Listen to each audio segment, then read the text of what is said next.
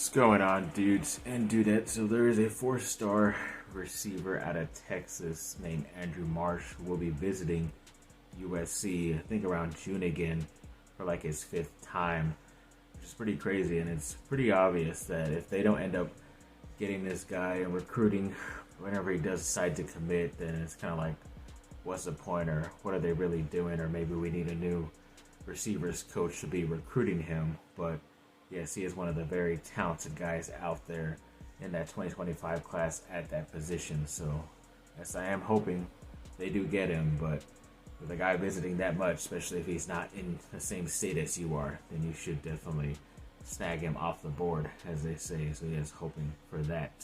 And Kijani Wright, who is now an ex-USC men's basketball player, recently did enter the portal today on Tuesday as I'm recording this. So, guess we'll say good luck to him and see where he ends up in the end. But yes, sadly, he was a guy who was very talented, a five-star guy, but just never really panned out. Don't really know if it's the coaching or situation or whatnot. But either way, good luck to him. Never really did anything bad to the program. I believe it was the United States of Basketball Writing Association, something like that. They recently named USC freshman Juju Watkins the Freshman of the Year for their awards list. So that's once again another recognition thing for her right before the tournament starts this weekend for the women. So that's pretty cool. And then a couple more high school awards for two of the top incoming basketball players on each side. Both Trent Perry and Kennedy Smith were named the LA Times Player of the Years on both the men's and women's side. So, of course, USC is getting a lot of talent, especially in the California state. So, yes, hoping that these two do end up showing out and becoming really good players for USC.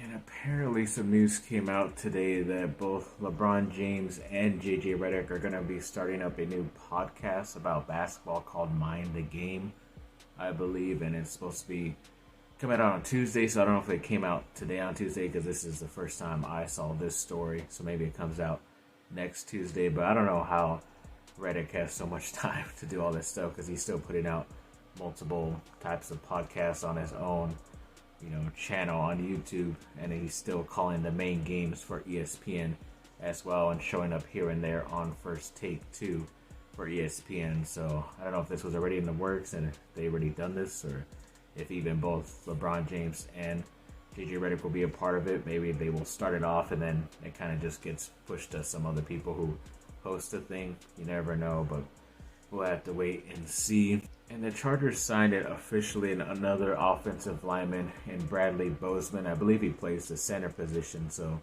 I'm sure this does not take away their ideas of drafting a center in the draft coming up next month, because he did only sign a one-year deal. I think he is a player from Alabama, but yeah, came from Carolina. I guess didn't re-sign there. Now will be on a one-year deal, and I know when they signed Perriman the other day when I talked about it, that apparently that took away one of those extra invisible six-round picks that they got for one of their players signing with another team. So I don't know if this counts. I think it's if the player you signed got released or it's just a regular free agent, something like that. I forget what it is that they take it away, or they award you a pick or something. Yeah, I'm not really sure, but I think as of right now, they still have at least one of those extra picks on draft night. But then they also did officially sign a couple more players. Officially, they did sign the linebacker Troy Dye, Easton Stick, the backup quarterback, and Puna Ford, the defensive lineman, as well. So congrats to those guys. Pretty much all of them are one-year deals, one-year prove-it deals, so hopefully they can prove it this season coming up. And then the Lakers did play tonight against the Atlanta Hawks, who did beat and upset the Clippers, I think the day before, which was nice to see. But yes, luckily the Lakers weren't in that bit of trouble. They were able to beat them 136-105. LeBron James had 25 points, 10 assists, and 7 rebounds, which was nice. Did find out a little bit later too that I think Christian Wood had been out with some type of knee injury, but he's undergoing some like arthroscopic type of surgery, or I don't know if that's like a real surgery or if it's just like a cleanup on his knee, but he will be out for several weeks, they said, and I think the final game of the regular season is like mid-April coming up, so who knows if he's officially going to be able to play for them in the playoffs unless they go very far and into the finals. But yeah, once again, another signing that just doesn't hold up for these LA Lakers. And ex-USC running back Austin Jones recently said he will be going to a lot of local days that some of these NFL teams throw. I know the Chargers do one where they invite a lot of the local guys who maybe won't be getting into the NFL draft and drafted, or not getting as much noise around the league.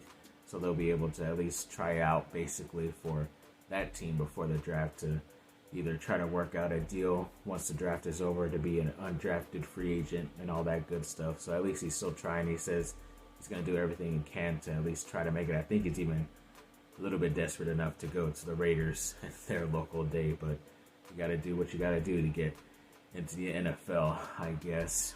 And then there was a Dory Jackson, the ex-USC cornerback, who is still a free agent out there, and obviously I've always tried to get him traded or wanted the Chargers to sign him, but now that he's a free agent, he still hasn't signed anywhere. And of course, the Chargers need a veteran type of player at that position at cornerback, so I would not be surprised if we're here in the next couple of days or even weeks that they did bring him home finally and sign a Dory Jackson. That's what I am hoping for. But yes, like I said, there will be hopefully some type of smaller, quicker video about the notable free agents that are still available. I know some of the top guys on that list had already signed today, so yes, luckily I have not made that video yet, because like I said, it seems like every passing day more and more people that I've liked are signing elsewhere instead of the Chargers, which sucks. And then there are a couple guys who are planning to enter the transfer portal in the college basketball side. I know it's weird how it just opened up even though the March Madness tournament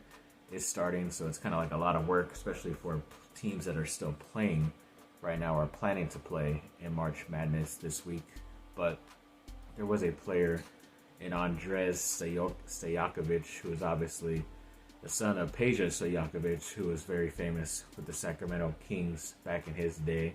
And he's a very good shooter, just like his father, really good player. I was hoping he would come to USC because he was a local guy, but ended up going to Stanford, and now he is maybe planning on enter the portal. That is not 100%, but if he does, then obviously I would love him to come to USC. Obviously I can't say Duke because I have too many guys coming out, but either way, we'll see where he ends up. And there's a point guard from Pepperdine, Houston Millette, who I recently did see him get interviewed about his plans to enter the transfer portal. I think he is already in there, and if he wasn't looking to go to another school this year, I would want the Lakers to draft him just because mentally he's already there.